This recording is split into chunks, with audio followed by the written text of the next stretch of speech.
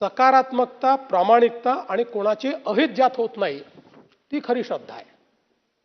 ज्यात दुसऱ्याचं अहित होतं ही कधी श्रद्धा असू शकत नाही, ती अंधश्रद्धा आहे.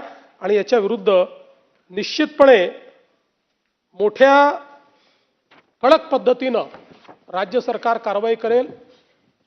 मी काल आपल्याला निवेदन केलं, त्यानंतरही माहिती खूप आली आहे आणि अजून प्रॉपर्टीजचे डिटेल निघतायत, वेगवेगळे कांड बाहेर निघतायत.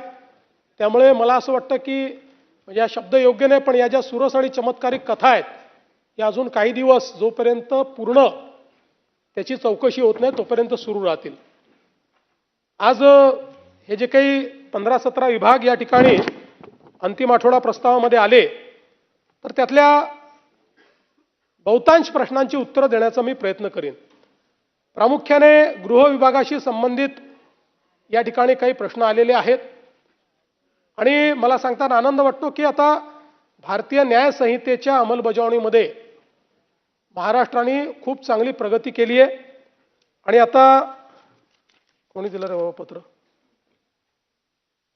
माझी विनंती आहे, असे पत्र मला बोलताना त्याच्यात डिस्टर्बन्स होतो, कशा करता देता?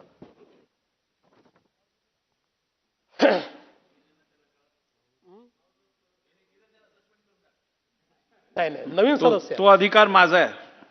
हा, अलीकडे उलटच झालाय. त्यांचा अधिकार आम्ही वापरतोय, आमचा अधिकार तिकडे सभापती वापरतायत.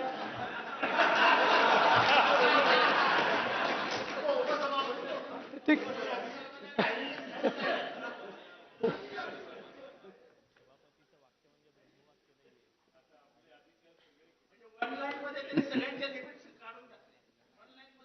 नाही, लिमिट असं आहे, तेही वकील आहे, मी वकील आहे, आम्ही दोघांनी कॉन्स्टिट्यूशन शिकलेलं आहे.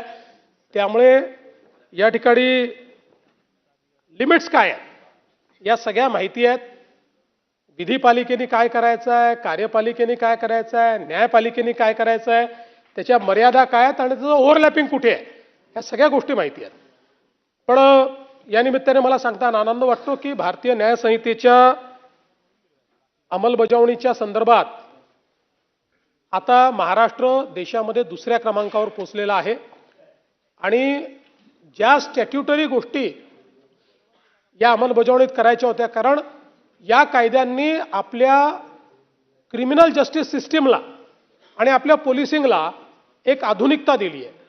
आणि म्हणून आता फॉरेन्सिक त्या ठिकाणी टेस्ट असतील, फॉरेन्सिक एव्हिडन्स असेल, टेक्निकल एव्हिडन्स असेल, क्रिमिनल जस्टिस सिस्टीममध्ये गतिशीलता असेल, या गोष्टी याच्यामुळे मोठ्या प्रमाणात झालेल्या आहेत. आणि त्यात आता सुरुवातीच्या काळात इम्प्लिमेंटेशनमध्ये आपण बरंच मागे होतो, पण आता देशामध्ये दुसऱ्या क्रमांकावर आपण आलोत. आणि ई साक्ष प्रणाली आता आपण वापरणं सुरू केलं आहे आणि जवळपास आपण आता 84% केसेसमध्ये ई साक्ष प्रणाली ही वापरतो. हळूहळू संपूर्ण डिजिटाइज्ड पद्धतीनं आपण त्या ठिकाणी साक्षीदाराला समज देणं असेल आणि साक्ष असेल या सगळ्या गोष्टी करणार आहोत. त्यामुळे आपण सुरुवात केली तेव्हा जुलै 24 मध्ये 28% होतो, आता 84% आपण त्या ठिकाणी पोहोचलो आहोत.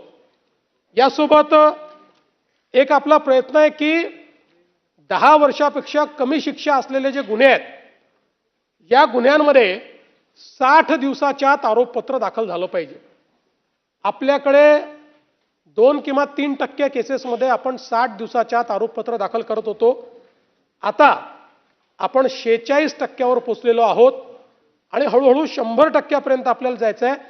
कारण क्रिमिनल जस्टिस सिस्टीममध्ये आरोपपत्र दाखल करणं आणि त्यानंतर ट्रायल चालणं यानेच आपल्याला लवकर न्याय मिळू शकतो. मी सहज पाहत होतो, अनेक केसेसमध्ये तर 2-2, 3-3 वर्ष आपण त्या ठिकाणी आरोपपत्र दाखल करत नव्हतो. आता ते 60 दिवसात करण्याचा प्रयत्न आपला चाललाय. 10 वर्षापेक्षा जास्त शिक्षा याच्यामध्ये आहे अशा केसेसमध्ये 90 दिवसात आरोपपत्र दाखल झालं पाहिजे. याते 2-2 वर्ष आपण आरोपपत्र दाखल करत नव्हतो. आता जवळपास 37% आपण पोहोचलो आहोत. आणि त्यातल्या काही कॅटेगरीजमध्ये तर 80% आपण पोहोचलो. ते पुढे मी सांगणार आहे. त्यामुळे याही संदर्भात या सिस्टीममध्ये एक गतिशीलता आणण्याकरता जे करण्याचं आहे ते आपण या ठिकाणी करतो. विशेषतः महिलांविरुद्धचे जे गुन्हे आहेत यामध्ये 60 दिवसात आरोपपत्र दाखल करण्याच्या संदर्भात आता आपण 88.30% म्हणजे जवळपास 89% केसेसमध्ये महिलांच्या विरुद्धच्या गुन्ह्यांमध्ये 60 दिवसाच्या आत आरोपपत्र दाखल करतो. त्यामुळे पुढची कारवाई देखील फास्ट करता येते. आणि आता BNS कायद्याने सगळ्यात महत्त्वाचं काही केलं असेल तर क्रिमिनल जस्टिस सिस्टीममध्ये आरोपी असो की प्रॉसिक्युशन असो कोणाच्याही वकिलाला 2 वेळेपेक्षा जास्त ॲडजॉर्नमेंट मागता येत नाही. त्यामुळे आता वेगानं हे खटले निकाली लागतात. आणि म्हणूनच आपण जर बघितलं तर भारतीय नागरिक सुरक्षा संहिता याच्या आधुनिक तरतुदीचा वापर करून पुरावे गोळा करणं याच्यामुळे आणि आपण जर या कायद्याच्या अंतर्गत जे आतापर्यंत प्रॉसिक्युशन झालं त्याचा विचार केला तर जुलै 24 ते फेब्रुवारी 26 या कालावधीमध्ये दोष सिद्धीचं प्रमाण 78.14% वर गेलंय. आणि एकूण विचार केला तर ते 50% पर्यंत पोहोचलेलं आहे. म्हणजे आपण विचार करा की साधारणपणे 2012-13 साली आपण 8 आणि 9% होतो. म्हणजे 100 आरोपींपैकी 8 आरोपींना 9 आरोपींना प्रभूसाहेब आपण मुद्दा मांडला होता शिक्षा व्हायची, 91 सुटून जायचे. तिथपासनं आपण 50% पर्यंत पोहोचलो. पण आता BNS मुळे